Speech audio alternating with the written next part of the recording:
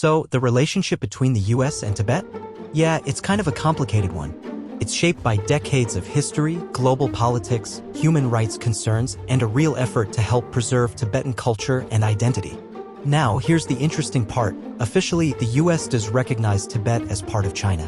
But that hasn't stopped America from being one of the loudest supporters of Tibetan autonomy, religious freedom, and human rights, especially in response to the pressure Tibet's faced from the Chinese government. The US doesn't push for full independence for Tibet, but it does advocate for what's called genuine autonomy. That means giving Tibetans real control over their own cultural, spiritual, and community life without outside interference. And it's been a consistent message: support for human rights, freedom of religion, and open dialogue between Tibetan leaders and Beijing. One of the most powerful symbols of this support? The Dalai Lama. He's deeply respected in the US, not just by the public but by leaders too. He's met with every US president since George H.W. Bush except Donald Trump. And in 2007, he was awarded the Congressional Gold Medal, which is a huge deal. It's one of the highest civilian honors in the US. He's often praised for his peaceful approach and commitment to nonviolence. Now, over the years, the US hasn't just made symbolic gestures, it's backed up that support with actual laws. Here are a few big ones. In 2002, there was the Tibetan Policy Act. That basically set up a formal US strategy for supporting Tibetan culture, religion, and leadership in exile. Then in 2018, Congress passed the Reciprocal Access to Tibet Act. This one was pretty bold. It said, hey, if Chinese officials block Americans from visiting Tibet, then those officials won't be allowed to get US visas. Fair is fair, right? Fast forward to 2020 and we got the Tibetan Policy and Support Act, or TPSA. This law went even further. It declared that only Tibetan Buddhists can decide who the next Dalai Lama will be, not the Chinese government. It also boosted US support for Tibetan education, religious practice, and democracy in exile. And the most recent one, the Resolve Tibet Act, passed in 2024. This law pushes China to reopen talks with Tibetan leaders and makes something really important clear. Under international law, Tibet's status is still unresolved. The US may officially recognize Tibet as part of China, but in practice, it continues to stand firmly with the Tibetan people, backing their rights, their voice, and their freedom to determine their own future. Okay, so beyond just passing laws, the US also puts real money behind its support for Tibet. And that support goes a long way. It helps Tibetan refugee communities around the world, funds programs to preserve the Tibetan language and culture, and strengthens democratic institutions in exile, like the Central Tibetan Administration, or CTA. The CTA is basically Tibet's government in exile, based in Dharamsala, India. Now, the US doesn't officially recognize it as a sovereign government, but it does work closely with CTA leaders. Tibetan representatives are often invited to testify before Congress, especially on human rights, religious freedom, and what's really going on inside Tibet. Tensions between China and the US over Tibet. And look, it probably won't surprise you to hear that this doesn't exactly sit well with China.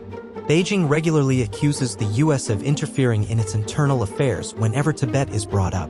They push back hard, whether it's about American lawmakers meeting with the Dalai Lama, passing new legislation, or just calling out human rights abuses in Tibet. Tibet has become a flashpoint in US-China relations. Anytime the US shows support for Tibetan rights, you can count on a sharp reaction from China.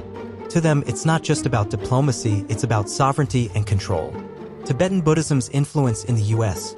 But politics aside, let's talk about something that's had a much more peaceful and honestly beautiful impact here in the US, Tibetan Buddhism.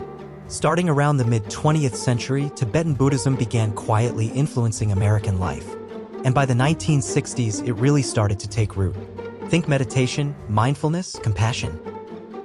These core practices started flowing into American culture in a big way. Tibetan teachers began coming to the US, founding meditation centers and retreat spaces all over, from New York to San Francisco. There are now hundreds of these centers across the country. And it's not just in spiritual communities. Tibetan Buddhism also found its way into academia.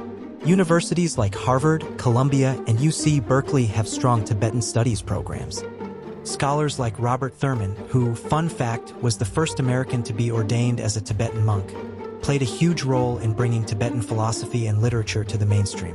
You'll even find Tibetan art and sacred texts on display at top museums like the Met, the Smithsonian, and the Rubin Museum of Art in New York. It's everywhere, quietly woven into our cultural landscape. Tibetan Buddhism meets science. And here's something really fascinating. Tibetan Buddhist thought has made a major impact on modern psychology and neuroscience. The Dalai Lama actually partnered with Western scientists through an organization called the Mind and Life Institute.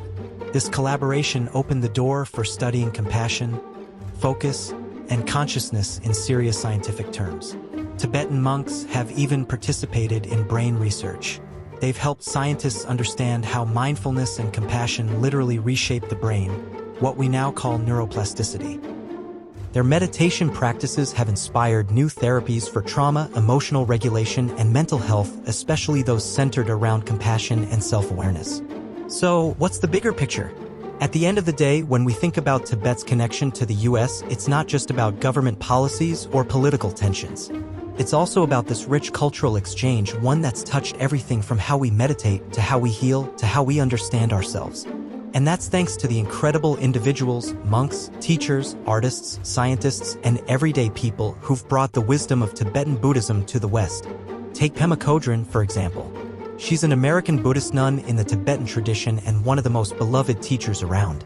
What's cool about her is how approachable she makes these deep teachings. She's written bestsellers like When Things Fall Apart and The Places That Scare You. Her books talk about things like mindfulness and emotional resilience in ways anyone can relate to. Plus, she's the resident teacher at Gampo Abbey in Nova Scotia, the first Tibetan Buddhist monastery in North America built for Westerners. Pretty inspiring, right? Then there's Sharon Salzberg and Jack Kornfield. These two are pioneers when it comes to meditation in America. They helped introduce Vipassana or insight meditation, but they also wove in Tibetan compassion practices. Both trained originally in Theravada Buddhism but studied with Tibetan Lamas too. Sharon's known for making loving-kindness meditation really accessible, while Jack blends mindfulness with Tibetan heart-centered teachings. Together, they co-founded the Insight Meditation Society in Massachusetts, which is one of the most influential meditation centers in the U.S. Their work really bridges Eastern wisdom and Western psychology, focusing on healing and compassion. And it's not just spiritual teachers, artists got involved too. Allen Ginsberg, the famous beat poet, was deeply influenced by Tibetan Buddhism and the teachings of Chogyam Trungpa Rinpoche. He brought Tibetan ideas about mindfulness and impermanence into his poetry and activism.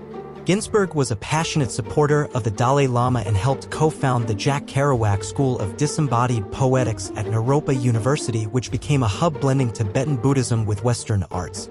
Speaking of psychology, Tara Brach is another amazing figure. She's a psychologist and meditation teacher who combines Western therapy with Buddhist compassion practices like Tonglen. Her talks and books, including Radical Acceptance and Radical Compassion, focus on healing trauma and cultivating self-compassion, helping people find peace and resilience in tough times. Then there's Richard Gere. You probably know him as a Hollywood star, but he's also one of the most vocal advocates for Tibetan human rights. A devoted follower of the Dalai Lama, Gere founded the International Campaign for Tibet in 1988, which pushes for human rights and freedom for Tibetans. He's used his fame to raise global awareness, speak at international forums, and meet with world leaders, all to support Tibetan culture and autonomy.